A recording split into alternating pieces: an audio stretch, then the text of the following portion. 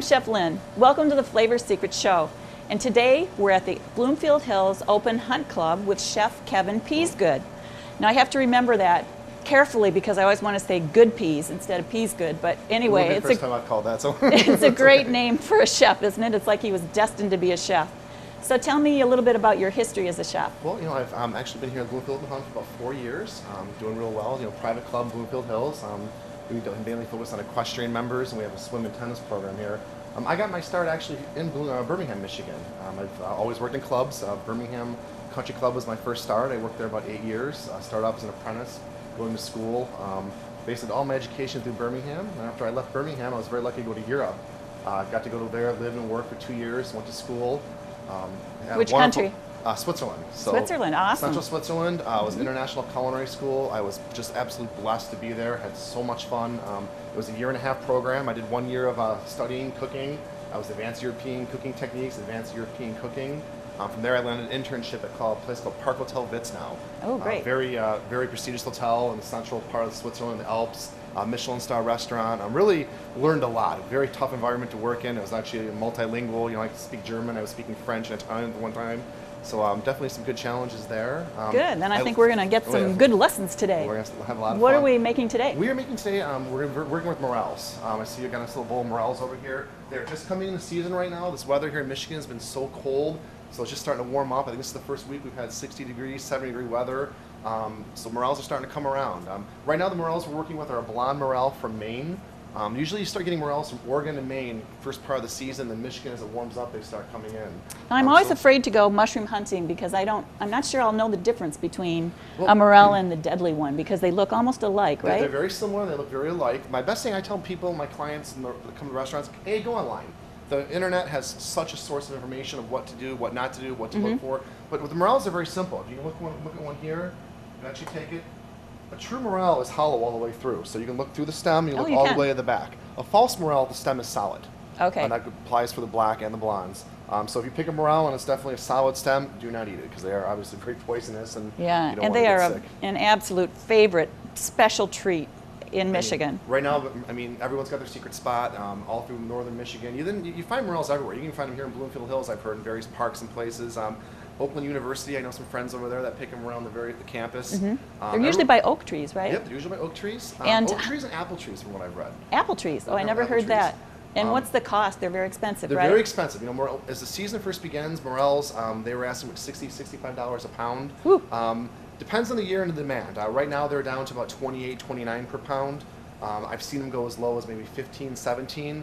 It just depends. If they have a rough year with weather and a rough year with climate, the demand's high and obviously the price goes higher. So a little bit later in the season is better to look. A little bit later in the season is better to buy them. Okay. Some chefs, I kind of made a mistake this year. I put them on my menu early thinking the summer would break and get warm, and I started buying them. I was like, uh-oh, and the price was very high. Ooh. So you got to kind of play the game. A lot of chefs will wait till the price is right and they'll buy a lot of them in quantity. It just depends. There's so many factors that go into it that work and don't work, and if the price, just a lot of it has to do with the weather, weather and demand. Okay, well let's get busy. Well, first thing what are you going to make? We're going to do sauteed mushrooms, sauteed mushroom saute. This is one of the dishes I have here on the menu at the club. Look at this wonderful mise en place he has here. That means everything in its place. It's one of the wonderful things about being a chef in a restaurant because everything's right there. You can just grab, and your dish goes together really fast, as you'll see. The mise en place makes you quick. I preach to my chefs and my culinarians I work with and teach, have everything right by you. Everything there so you can grab it. When you get busy on the line, everything is in a hurry, everything was very quick, the orders are coming fast, so the trick is to be organized. If you're not organized, it's definitely going to make things a little rough for you. And once you go through a dinner rush, one or two dinner rushes, usually you kind of get down and it goes pretty quick. So this is a very easy dish. Anyone at home can do this. I've taught this to a couple colleagues of mine, and some friends and family make it. But we're using a hot sauteed pan with olive oil, with little shallots and garlic in there. And just kind of we're going to lightly start to sweat them. When I say sweating, I don't want to burn them. I just want to kind of lightly cook them until the flavors and the oil start releasing out of the garlic and shallots. Oh, this is so fun just to watch. Yes, I'm leaning on the hot. The hot flat top. Hot flat top. Once we get the morels, so there go the morels, and they've been cleaned. These have been cleaned. Morels, it's very, very important that you clean morels. So usually little bugs in there, there's a lot of dirt. What we do here at the club is we get a pitcher or a bucket of very cold water with ice and salt, and I dunk the morels in there. Oh, you actually use water. I use water. So you can or you I use my little brush. You use the brush. When the large volumes, I use water. You soak them in the salt water. What that does is kind of. But not for very long, right? Not very long. I'd say 4 or 5 minutes. You take them out, and basically, if I take them out, I put them on a towel, I let them drain. One good little technique I use is a salad spinner. I'll put them in a salad spinner. Oh, that's a good idea. Them, that takes all the water out of them, and we're usually good to go. Tip number one. Tip number one. So once we get our morels, we're basically in the garlic and shallots, kind of sauteed up here. Get them a little tender. Really important as you're going along. Be sure you're seasoning. I always want to salt and pepper things. What kind of salt do you use? Do you care? Use straight kosher salt here. Me too. The $2 box at Kroger is plenty good. See that basis kind You of don't need all these fancy salts. What we do is basically a little brandy. I'm using Christian Brothers. This is the fun part, the fun day. I'm getting away. Everyone likes no playing in the kitchen. Put the brandy in there, trying to glaze our pan a little. What I'm going to do with that is I'm going to hit it with a little heavy cream. Just a little bit of fat is flavor, right? Oh, you got it. And I love the way the morels soak the cream up. I might need a fork and a knife today. This is definitely not healthy. I can say that. As you see, basically, I'm going to turn my heat down low. We're just going to keep the cream, still kind of gets a little thick in here. So we're going to crank it up. Once again, this is a very simple dish. Why are you using a plastic spoon? This is what I grabbed. What you grabbed, okay. But you've got a heat-proof spatula there too, right? I got a heat-proof spatula. You don't want to use metal on a non-stick pan because the metal actually score it and actually scratch it and it kind of loses its right. ability to be non-stick. Then it becomes carcinogenic also. So Yes. once your non-stick pans start getting scratches in them, you should really throw them away. Oh, gotcha. They don't. You gotta take care of them. You know, when we store them here, you want to put a towel or a napkin in there so they don't get bruised up or burned. That's a good idea. Next thing we're gonna get that going. Next thing we're gonna do this is boars and cheese. Now this, I mean, everyone knows boars and cheese. You can buy it at the store. This stuff is wonderful. It is obviously very tasty. Very tasty. It's got garlic, herbs. Don't say the F word, fattening. Fattening. This is not a healthy dish. I will say that. The last one here today will be a little hot. Oh, it looks fabulous. I'm gonna pull it off the heat, and all I'm gonna do is just kind of melt the boursin cheese in there. Okay. Now we serve this right now. I'm gonna be presenting with toast points for everyone, but this is wonderful on any type of chicken, steak, veal. We also offer it here at the restaurant on the side. It is phenomenal on So meat. it's a sauce or a side. It's a sauce or a side, yep. I imagine it'd be great on chicken too. Oh, it's... And really, we say it's a fattening dish, but let's take that back because you only are going to eat a little bit of it, right? You're going to eat a half a cup of it or something like that, right? Well, depends on how hungry I you would are. eat that all, but normally on your plate you would get a small serving of it. So basically, I kind of want to melt the cheese in there. Mix it around. Present it. Real simple here. And he's using that heat-proof spatula that I always talk about. All red spatulas are not heat-proof, but all heat-proof spatulas are red.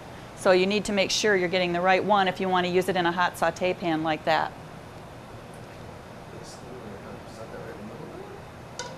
Beautiful. What I do here at the restaurant is I garnish with little fresh chives. Fresh chives. Do you have a garden here? We do. We actually have a garden right outside the kitchen here. We do herbs, tomatoes, all types of stuff during the vegetable. Mainly a big herb garden. Basil, mint, everything we can use here at the club that kind of that keeps us going. We haven't So did you run out and snip it fresh? We did actually. Yeah, this morning I went to a restaurant in Traverse City. I wish I could remember the name of it, but for every single dish, the chef ran past all the people outside into the garden and snipped everything fresh. Right here for you. Oh, that's gorgeous. Sauteed morels with toast points and fresh chives. Like I said, very popular. Members here love it.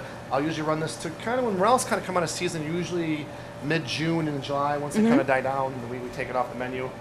So it's definitely a very nice Now I dish. noticed you put a flower in the dish, and if you put a flower in the dish, don't forget that it always has to be edible. You can't put anything in a plate that isn't edible.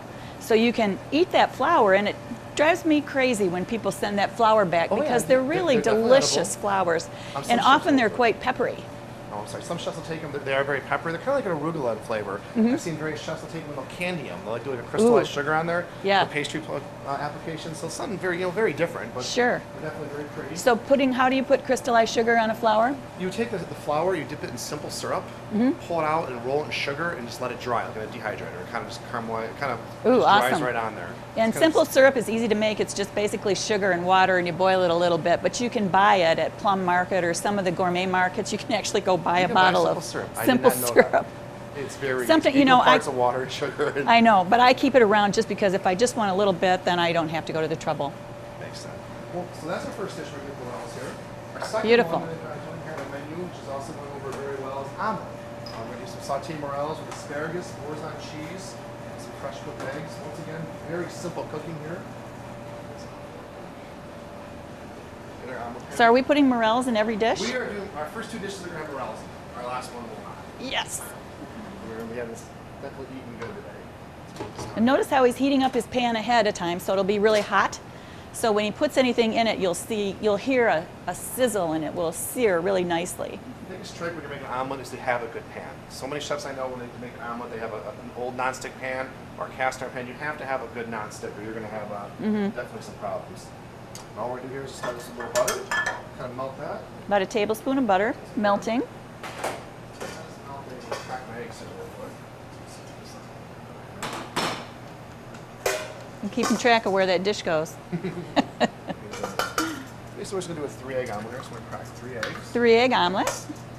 I find it's easier to do a 2-egg omelet. I don't know about you, but Three is what I've always done.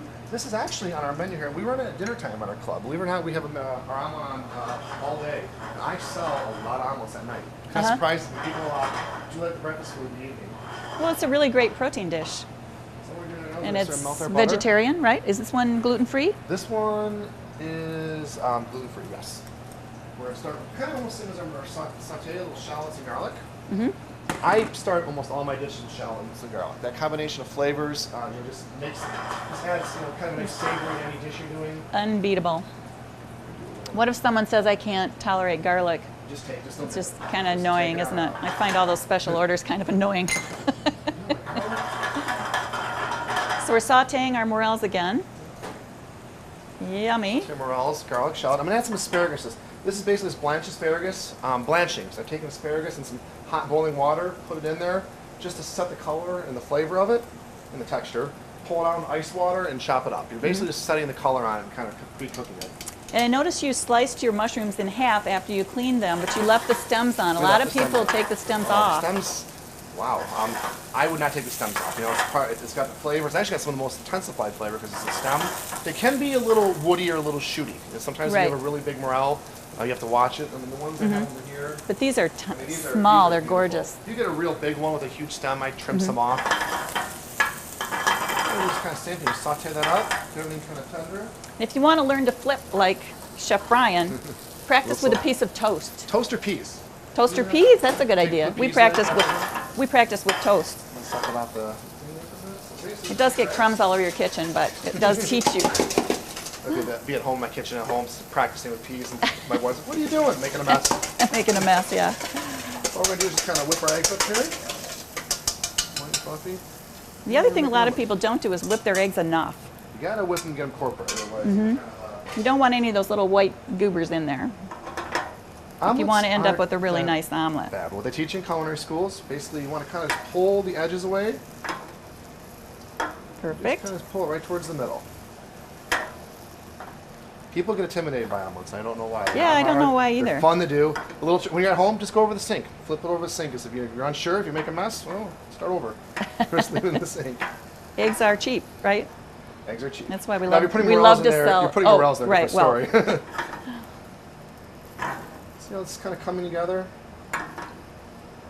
beautiful. Another variation of this, if you didn't want to flip it, is just cook it till it's all done, all the way on the top done. It would be a frittata, very classic Italian dish. Garnish with a little Parmesan cheese.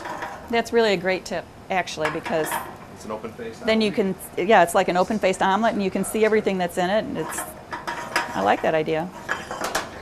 Are we doing any cheese on that, Yeah, or? we're basically gonna flip it here. Kind of get it over. Right. Did it right on camera. Oh my goodness. It's basically gonna cook on the other side. And once again, I'm adding boursin. So you want to add boursin to this. If you didn't have boursin available, you could add. There it is. You could really use any You could kind of use any soft type cheese. Goat cheese. Goat cheese would be wonderful. Mozzarella would be wonderful. You could use cheddar. That you would grate, right? Great. Yep. Always grate it. Kind of spreads it easily. So there we go. Very simple. And it's a very simple cooking. Too crazy. here. Yum. Stir around. And here at the club, we present with an English muffin. I like the way you chose asparagus to pair with the morels because it's the first month for Two asparagus things. too. Asparagus is coming in. I'm waiting for the Michigan asparagus right now. It's another fun product that we can do. Ice on the plate, I fold it over. There you go, another gorgeous meal. Would you toast that English muffin? Yes, I didn't toast it. It wasn't Okay, on there, but sorry. I toasted Point it that out. Clean the plate up a little. And what we're going to do is I just use the fresh chives. Yep, got to get all those little things off so it presents well. Oh, and some beautiful Once again, chive. you have a morel chive omelet, and we serve it with fresh berries and an English muffin. Beautiful. Big seller here at the club. Members love it. We're promoting that. Breakfast promoting or dinner. seasonal. I love seasonal cooking here. It's just one of those things where, as the season goes on, you have morels, asparagus, ramps right now are very popular. A ramp is kind of like a baby leek. Fiddlehead Wild ferns are leek coming in. that you can find outside. I was just up north a couple weeks ago, out in the woods, walking around, and I just came right in a patch, right on my wild ramps. Oh, I'm awesome. sitting right there. You can smell them actually. It's like, whoa. I mean, they're.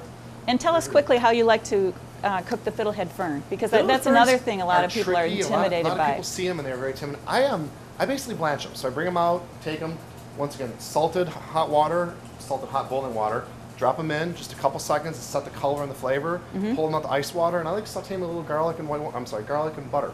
Garlic Just and butter, finish with garlic that's and butter, it. fresh garden herbs. So do you want them to be al dente, or do you want them to be soft? I like them soft. You can serve them a little al dente, but I want them kind of cooked all the way through, so you get just a little me too. bite. You don't want them mushy, but you definitely don't want them al dente. They kind of crisp and they get a little bitter. And the fiddlehead fern is actually the leaf, so it has a lot of minerals and protein in it. Does it have protein in it? I don't know. It has a believe so, lot. yes. It's good for you. It's really good for you. And And it's that curly part of the leaf before it opens up. So we're off to our final. Now, our final this year is something I serve with the club. It's a South Beach gluten-free shrimp scampi. This is one of our very popular dishes here at the club. Our members love it. This does not have morels or asparagus, so we're kind of getting away from the springtime a little. Very, very, once again, simple dish to do at home. When you have your mise en place, your ingredients, this goes very quick, very easy to do. So do your mise en place at home, because it's impressive, especially if you're cooking in front of your guests. We do it I all know the time, so. Kevin and I were talking earlier, and when we have guests, they always like to watch us cook. So it makes it a lot easier if you have everything done and organized ahead. So once again, this is a very simple dish. We're going to get going here. I start the pan, I like to get it nice and hot. Real important, hot pan. So many culinarians and chefs, you have to start with a hot pan. Proper cooking. You sure it's hot? It's hot. It's hot. It's hot, right? It's so embarrassing when you think it's hot and it's not. So we got our shrimp going right there. And shrimp take a couple minutes on each side to We're cook? just going to start cooking them off here a little. Usually 3-4 minutes on the side. We'll finish with the dish. We're going to do once again, we're going to season it with salt and pepper.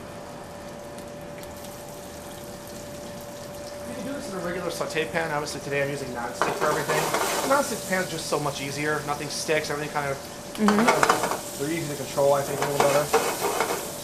And when you move things around in the pan like that, it kind of coats the product, and then it's going to keep it from sticking also. As you notice here, I'm going to still add shallots and garlic, but I'm adding it a little later in the cooking preparation. You don't want to add it right at the back because it'll start burning on the hot pan. So I usually add it right as I flip my shrimp over. I add it right at the second there. And so we're going to flip our shrimp here. Add our shallots and garlic.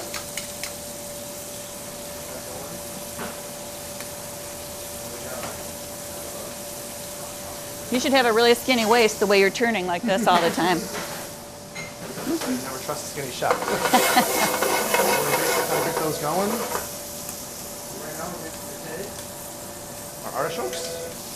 Okay, so the artichokes are canned. Artichokes are canned artichokes. You can find in the store, Papa Joe's, Plum Market, all those. These are canned roasted tomatoes. Canned roasted tomatoes. Papa Joe's or Plum Market. These are oven roasted and they're marinated with olive oil and garlic. Okay. You can use a regular tomato for this if you like, if you couldn't find it. It's just a sliced tomato. Yeah, I think you can find canned roasted tomatoes pretty much anywhere now. Get those in. And don't worry about the flames, right? They're not hurting the shrimp. Spinach. The spinach here you could add fresh. I've actually blanched this before. Same thing, squeeze the water out of it. But you can also add the spinach stuff. So just drop it in boiling water for a minute or so. 20, 30 seconds. 20 or 30 seconds, okay. And then let it cool and squeeze the water out. This looks absolutely scrumptious. I love all the variety of colors in there. Ready capers? I love capers. I do too. Obviously got a nice little flavor to them. Kind of give you a little bite in the mouth. Now, would you serve this with a side of fish? with a piece of fish, and this is a This side? is, we're using shrimp in this dish right now. You can obviously do this with chicken. Fish would be fine. You could omit the shrimp. No, I just mean put like a whole piece of salmon Oh, and yeah. then serve this as a side. Oh, definitely. Yes, definitely. So once we got that going nice and hot, we're going to basically glaze it with a little white wine, a little flavor. Don't get too much of the flavor there. Oh, a little wine. Opa! And what if here's, I have Scampi butter. Now we make the Scampi butter here in house. You can do kind of any variation you want, but we've taken butter, we whip this with red onions, scallions, dill, and chives. A little salt, pepper. Just kind of, it's a nice thing. You can have this in your kitchen for mise en place. You have a roll of it to finish dishes with. We got it. And we'll kind of add that right in. How much of that? Maybe 3 tablespoons? You have to guess the amounts here. Kind of get that in going. Yummy. This dish, we're adding my zucchini noodles to it. So instead of using a pasta or an angel hair, we take a zucchini and a mandolin, make nice long strips. And this is a mandolin is just a cutter, and it's a great substitute for noodles. What we're going to do now is just kind of cook it all together. Want to kind of slightly sweat our zucchini noodles. Break them up so they're not so hard. Does your arm ever get sore? No. Get burned once in a while. I remember one time I had to make 2 gallons of hollandaise. Oh, jeez. My arm was A little sore. more wine than that. What was that? A little bit of white wine? For acid? I didn't talk about earlier. It's one thing I preach to all my chefs: tasting. Tasting, tasting, tasting, tasting. You can never taste your food enough. As you're making a sauce or a dish, you know, you always get in there, just take a little taste of your broth or your sauce. Make sure your seasoning's on. Right now, it's a little more salt. Having a lot of plastic spoons around is a good idea. Then you don't have to double dip. Right behind the camera, there's a large thing of tasting spoons. Every station on here has spoons on. If my cooks aren't tasting, I'm not a happy guy. You know, you gotta know what you're making. That's really important. Really important so you know what you're making. Put that together. Present this dish. We also serve it in a bowl. And over here. This is always a fun one. So I like to take the shrimp. Just slide them off the side here. Gorgeous.